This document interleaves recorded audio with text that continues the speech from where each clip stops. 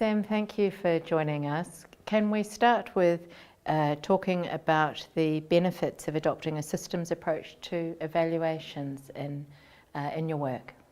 Yeah, of course. So I think what we've done historically is probably focus on individual kind of interventions and it's a bit sort of reductionist really. So what we tried to do with the new care models evaluation was take a kind of multifaceted, multi-method kind of approach to evaluation, to look at it from all different angles really and triangulate kind of information, and also as well as looking at an intervention level and looking at particular areas and what they were doing, we also wanted to kind of take a step back and look at the system as a whole, capturing kind of particular enablers, particular factors contributing to how different interventions were kind of implemented, and the various different kind of outcomes as well. And why was it important to approach it in that way? I think there's a risk if you just look at by particular interventions that you're missing the wider infrastructure that kind of makes a particular kind of approach work. And so within that, what we wanted to do is look at not just individual outcomes, but very much kind of look at the how and the kind of why things were implemented in the way they were.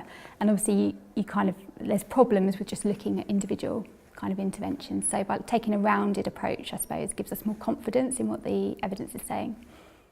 So are there challenges to adopting a systems approach in evaluations of health services?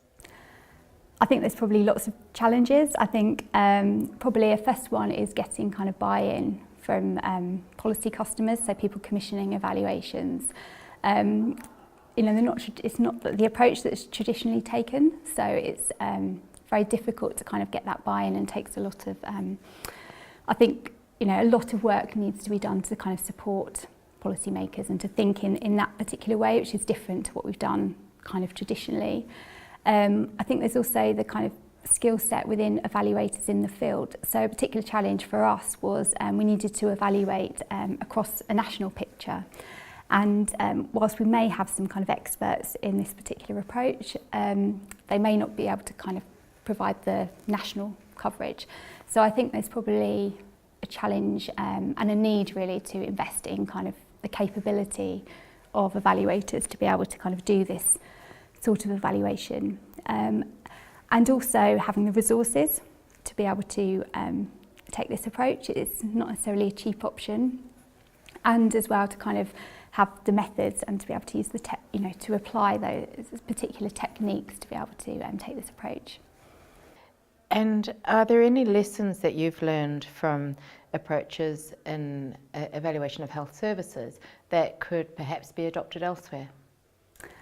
So yeah, I touched on this in my presentation today. I think, and it came up in a couple of the other presentations as well, I think really getting to grips with the complexity, really understanding what's going on, and you could do that through a number of different ways.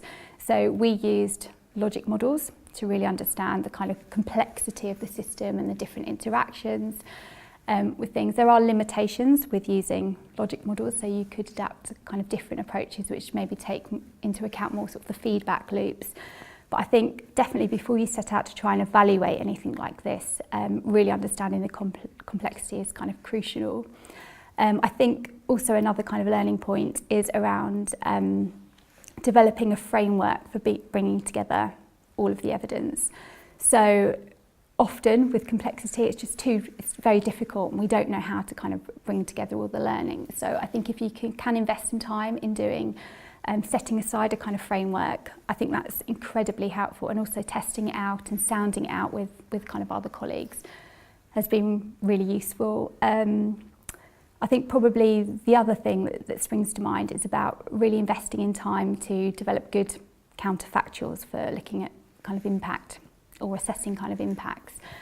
So it's tricky, and I think particularly in the health area we've struggled around access to data, around kind of information governance sort of issues, and I'm sure that's not unique to the health sector. So I think it's definitely worth a bit of time up front to work through those issues. I think will make your life so much easier. Sam, thank you for your time.